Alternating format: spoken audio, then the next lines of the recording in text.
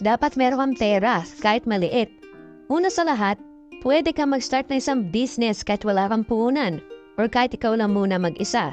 May mga business ng puhunan ay laway lang. Ang puhunan ay ang sariling skill, talento, experience or yung kanyang education. So pwede ka mag-start talaga kahit zero money at maraming nakagawa nito na mababasa or mapapanood natin hanggang sa napalaki nila ang kanilang mga negosyo. Pero at some point sa business mo, maglalabas ka talaga ng pera kahit pamalit yan. Siyempre, kailangan mag-invest ka rin sa mga equipments mo, sa mga produkto, and eventually sa rent or sa mga employees.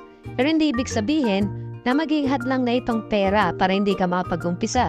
Marami kasing na-stuck sa part na ito na inisip nila na kailangan nila ng milyon bago sila sumubok. Kaya lang ang reality ay imposible na hindi ka gagastos para sa business mo. Kaya kung una mong problema ay pera, so dapat yun ang una mong trabahuhin. Paano ka kikita ng pera? Baring kailangan magkaroon ka muna ng work. So yun ang gawin mo and then eventually, umpisa mo na yung business mo. Isa pang reason kaya need mo ng pera ay para meron kang pambala sa business mo, lalo na sa mga araw na mahina or lugi. And at the same time, para meron pa ring safety net if ever na hindi ito gumana kagad, para hindi ka or ang family mo ang mag-suffer kasi wala kang enough na pera. Number 2, dapat willing kang mag-sacrifice. May mga tao ng mindset nila kapag meron silang business na magiging hayahay na ang lahat. Kayaman na sila, hindi na sila magtatrabaho kasi mag-hire na lang ng mga tao at na mas dadami ang kanilang free time and so on. Pero ang katotohanan ay ang baliktad. Hindi ka kagad yayaman or kikita. Kailangan natutukan mo at magtatrabaho ka sa business mo at hindi dadami ang free time mo. Sa totoo lang, hindi para sa tamad ang pagkakaroon ng business. Kailangan meron kang matinding mindset at determinasyon para magtagumpay ka dito. Kung gusto mo ng easy-easy lang at marami kang time na magbakasyon sa Boracay, pa nag-business ka, na kung nagkakamali ka. Hindi lang pera ang masasacrifice mo sa business dahil pati oras, effort, physical at mental energy mo ang gagana dito. Masasacrifice mo mga ito kasama na rin ang ilang mga tulog. Ang pagkakaroon ng peace of mind dahil sa samot-saring stress sa mararanasan mo sa business. Problema sa business mismo, problema sa tao, problema sa produkto, problema sa may-ari ng pwesto mo, merong nagnakaw, merong nasira, and so on. Kaya masasacrifice mo rin ang mga okasyon, mga holidays, mga inuman na weekends, at may mga ilang kaibigan at mga kapamilya ka na hindi mo na makakasama. Dahil ang utak mo ay nasa business mo, kahit pa nga minsan tulog ka na, iyan pang napapaniginipan mo, nangyayari yan. So kung akala mo na mas magiging madali na mag-business compare sa pagtatrabaho sa isang company, no disrespect pero ibang level kapag meron kang business. Dahil kailangan mo at ng business mo na mag-perform dahil napalaki na ng responsibility mo dito. Pati sa mga taong maasa at nag-work para sa'yo. Kapag tatamad-tamad ka at hindi ka 100% dito, ay mabilis na malulugi ang business mo. Number 3, dapat gets mo yung business. Bago ka pumasok sa isang business, dapat kahit papaano ay meron kang knowledge dito.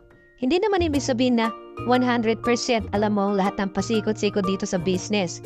Pero if ever, 100% na ang alam mo dito, advantage na yon para sa'yo. So ang ibig kong sabihin ay mahirap pumasok sa isang negosyo na manghuhula ka lang or naggagaya ka lang sa iba or sa hype na negosyo ngayon. It's sinusong show my business. Hindi pwedeng gagaya mo na lang yan basta-basta nang wala kang kalam-alam kung saan mo ito ilalagay. Ano ba yung tamang presyo niyan? Sino bang ideal customers mo and so on? Hindi mo naman need malaman ng lahat ng bagay and pwede ka namang mag-adjust or matuto along the way. Pero para maiwasan mong malugi kagad ay dapat gumawa ka rin ng research sa iyong market or sa mga kalaban mo. Kasi isa yan sa naging problema namin nung nagput up kami ng grocery na business. Hindi namin alam kung ano bang dapat na itinda. So nangyari, may mga produkto na natulog lang. Yung iba nasira, nalugi, so saan, di ba? Kaya dapat tingnan mo yung mga kalaban mo, ano ba ang ginagawa nila, ano bang tinitinda nila, ano ba ang price point nila. So ngayon, ano ang dapat mong gawin para mag-stand out ang business mo kapag nakuha mo na ang mga information na ito? Ano ang dapat mong gawin para mas maging better na business ka at sa'yo bumili ang mga tao? Sino ba mga ideal na customers mo? Mga bata ba yan? Mga teenager? Mga may work na ba?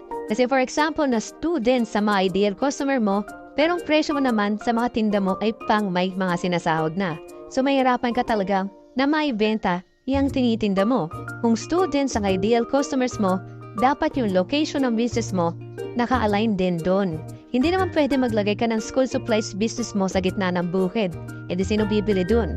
Kaya sobrang lamang na yung mga tao na let's say passion nila yung business na yon, na gusto talaga nila yon, na alam na nila yung pasikot-sikot nun. Kaya kung wala kang kalam-alam, mahirapan ka. Hindi pwedeng bara-bara business ka lang. Although magandang attitude yun na execute ka lang ng execute, na hindi ka natatakot na sumubok at mag-create ng something. Pero importante rin na naiintindihan mo kahit pa 10 or 20% yung isang business na papasukin mo para hindi ka totally nanguhula. Number 4, dapat wala kang utang sa umpisa. Para sa akin, kung mag-start ka ng isang business, dapat wala kang utang. Dapat kung wala kang puhunan or maliit ang puhunan mo, doon ka mag-start kung ano yung meron ka na, huwag yung wala. Pero hindi ko naman sinasabi na bawal umutang kapag may business ka. At totoo naman na kahit yung mga malalaking company may utang. Kaya lang, ang pinagkaiba nun sa'yo ay alam na nila yung gagawin nila para mabawi yung utang na yun. Kasi tumatakbo na yung business nila.